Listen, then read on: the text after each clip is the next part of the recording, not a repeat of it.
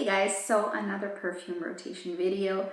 I'm always excited for these because I get to sort of rotate through my fragrances, I get to use some up, and I get to try something new and possibly something that I've forgotten about.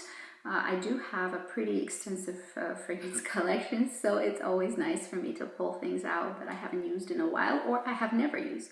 So let's talk about what I'm getting out and what I'm bringing in. We'll start with definitely a fragrance that is out because it's done, and it is my La Petite Robe Noire from Guerlain in the Eau Fraîche concentration. It's a different fragrance. You know, I mentioned the concentration, but really it's a completely different fragrance. And this fragrance, I would say, is close. It's a floral nutty perfume, and it's closest to Burberry Brit in my opinion. They're not dupes, but they're the same kind of a fragrance. If you like Burberry Brit, you will probably like this, and vice versa. If you like this, go try Burberry Brit. It's kind of similar. It's kind of about the same story. This one is finished, and I will not be repurchasing because I just didn't feel like I feel like I've smelled this kind of fragrance before. I didn't feel like it was unique enough, and I didn't feel like it was Guerlain enough. So for me, it was a pass, although I did use it up, therefore I enjoyed it. I liked it. It wasn't bad, but I just feel like I would probably rather explore other fragrances than go back to this one. So this one's going to be out. Here is the Zara Radiant Woods. I've had it in a couple of previous rotations. It's not a dupe, but a pretty close compadre to Dolce & Gabbana Light Blue, which is like a universal favorite. Lots of people really love that fragrance.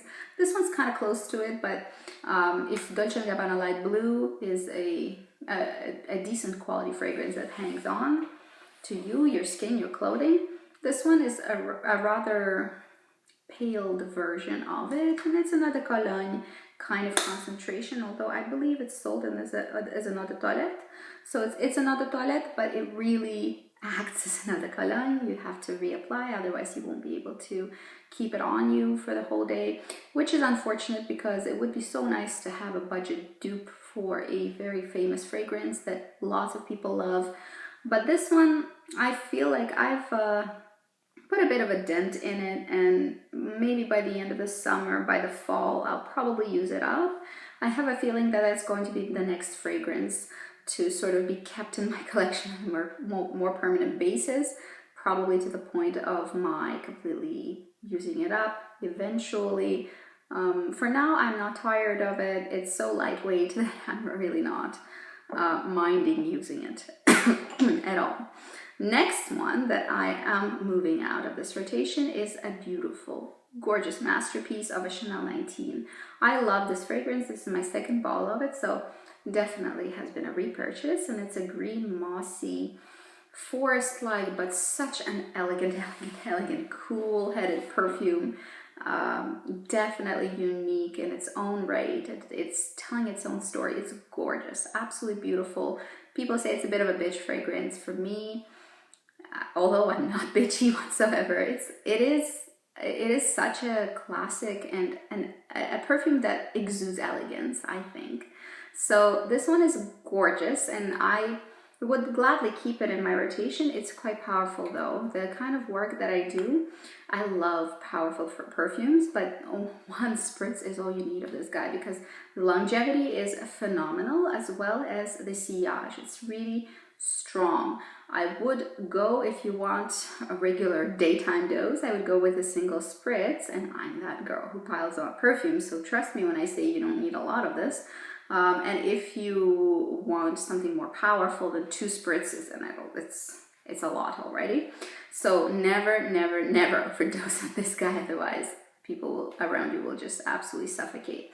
But what a gorgeous, gorgeous green, cool, mossy masterpiece. I am so in love with it, but I'm putting it aside. I will definitely be coming back to it pretty soon, probably, because I got a taste for it.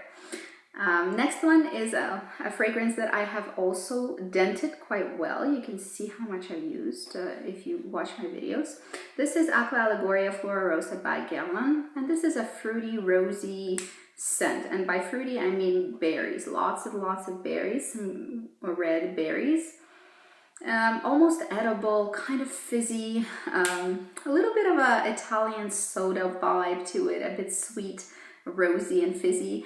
Quite a happy fragrance. I really think that if you are into happy rosy fragrances, this one is a really fun one to check out. It is an eau de toilette, so longevity and sillage are sort of restricted. They're quite minimal, but you do need to reapply once throughout the day. It's like a 4-hour fragrance for me. It's really lovely. The packaging is, of course, like all Bvlgari lineup, just adorable. I really like it. I think it's brilliant. They did a great job designing the packaging. So, and the fragrance itself is just happy and fizzy. It's not so special that I would go ahead and just like recommend it with all my might and really try to convince you go try it out, because first of all, it's harder to find. I think it was limited edition at one point. You can find it online, like Fragrance X would probably carry it, or other fragrance providers, sort of websites where you can find these things. Really, really fun. I do recommend if you're into that kind of a fragrance. I approve of it. And then the 3 fragrances that I'm adding into the collection, into the rotation, apart from the Zara one, which stays, is going to be this Bvlgari Perfume Haute Bleu. This is another cologne, so the concentration of this fragrance is quite low.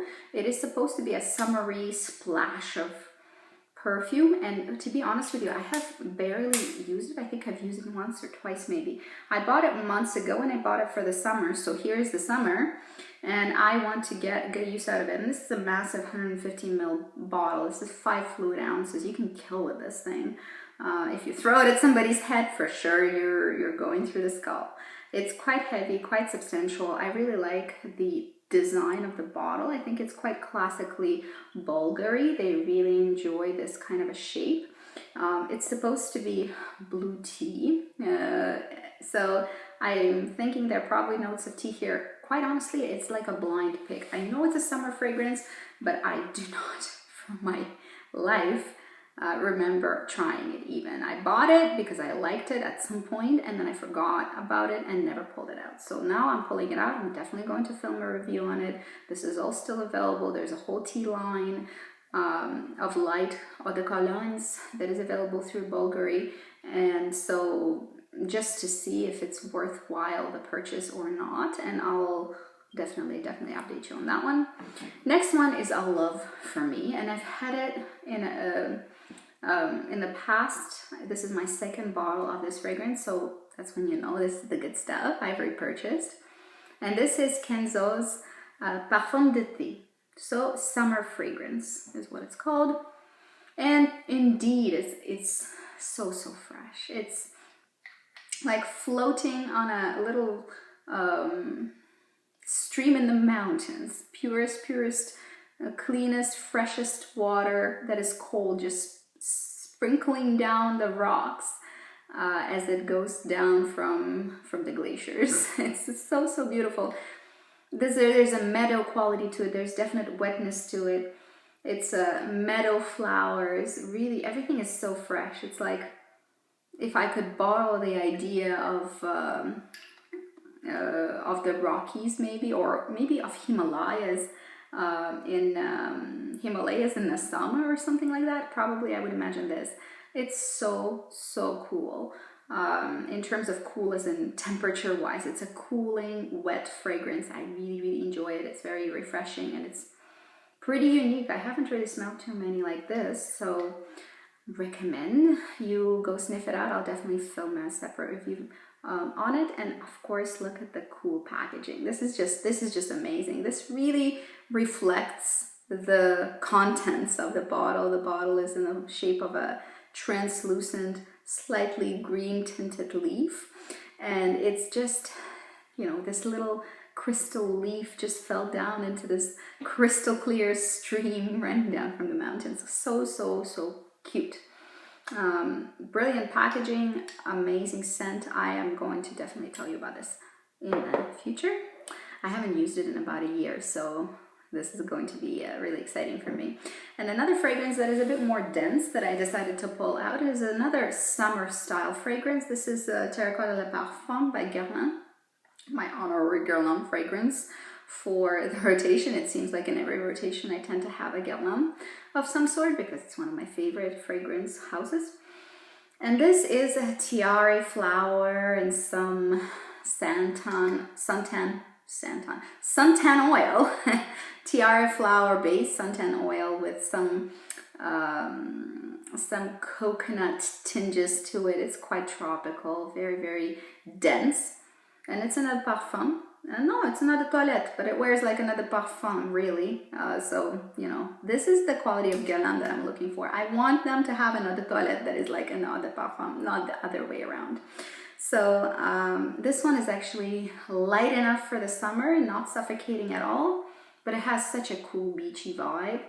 Really relaxed, really laid back. Not the surfer dude sort of beachy vibe, but rather a beautiful tropical veranda somewhere in the jungle maybe, or in the tropics, or maybe overlooking the ocean in the Caribbean.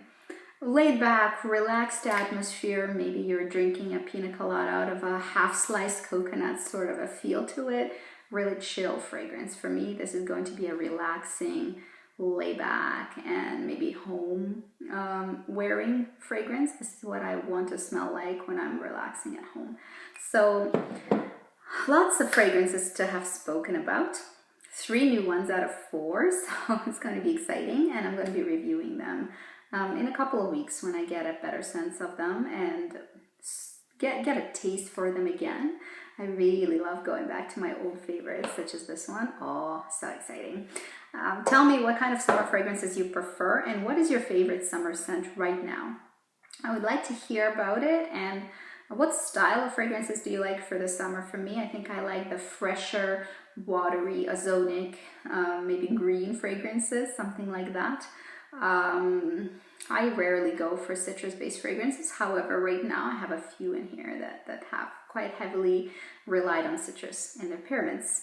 So this is it for today. See you guys later. Bye-bye.